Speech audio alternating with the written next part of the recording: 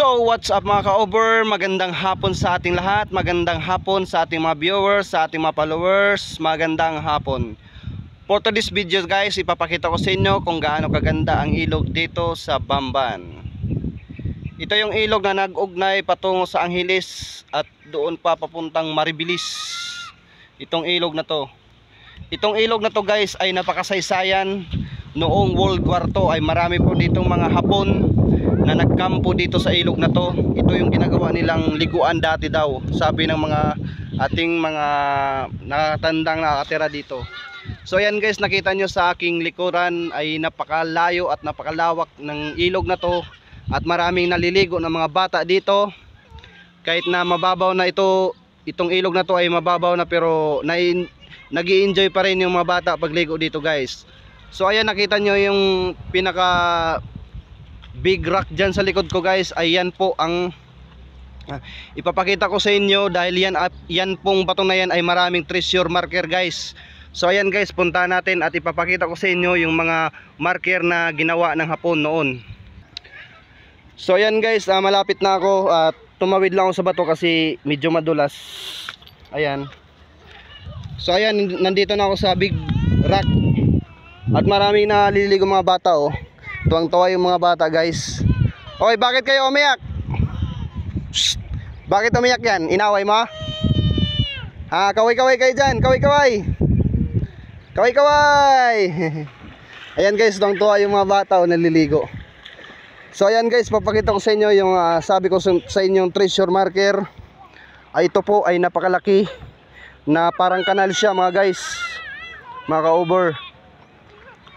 At dito sa pinakababa niya ay mayroong malaking butas. Ito yung tinatawag na man-made. Hindi po ito nature. Hindi po ito gawa ng kalikasan. Man-made po ito guys. So ayan, nakikita nyo naman na mayroon talagang butas. Siguro mayroon laman to dati. Mayroon laman to, siguro mga gold bar o ano pa yung nilalagay dyan ng mga Hapon. Kasi napakatalino ng mga Hapon guys. Kahit saan naglagay ng mga mga gold bar. Ayan guys, nakita nyo, hindi naman talaga ito nature, talagang man-made to, gawa ng tao. Napakabilog, maganda, makinis po siya. Ayan oh. Ayan po yung niya oh, yung way na way. Marami pa yun dito guys, kaso di ko mapuntahan yung iba kasi tatawid pa ng tatawid pa siya guys ng ilog. Medyo malalim yan dyan, parang kanal. Kaya hindi ko na siya tatawirin, ipapakita ko na lang sa inyo.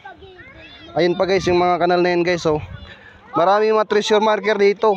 At doon sa kabila meron pa dito mga solid na mga bato guys. At meron pa pala ipapakita sa inyo na bato na may semento guys. So ayan guys, marami pa dito mga marker. Yan mga passageway. Yan guys, so nakita yung passageway na yan. Ayan oh. Ayan. Yan ang sabi ko sa inyo guys, na bato na may semento. Yan. Puntahan natin guys. Ay papakita ko sa inyo na malapit. Yan po yung bato na may semento guys, mga ka-over. Sa mga nanonood dyan, mag-like na kayo sa video na to at mag-comment at mag-subscribe sa aking YouTube channel. At suportahan nyo ako sa aking Facebook page, Pulido. Ang aking YouTube channel, Pulido John Rail. Mag-subscribe na kayo doon para mapanood pa kayo sa aking mga bagong upload na mga video. So ayan guys, lalapitan natin tong sinabi ko sa inyo na bato na merong semento at may halong mga bantilis na bato, yung matitigas. Tawag sa amin ito ay bantilis na bato.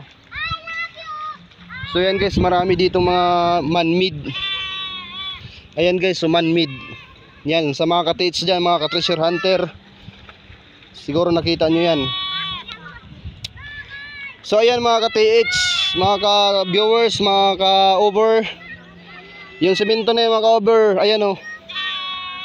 Yan, nakita nyo yan. Yung bato na yan may semento, may halong mga malalaking bantilis na bato at may graba pa. Sino bang gagawa dito ng construction dito sa ilog na yan o? Tingnan nyo yung paligid mga ka-over.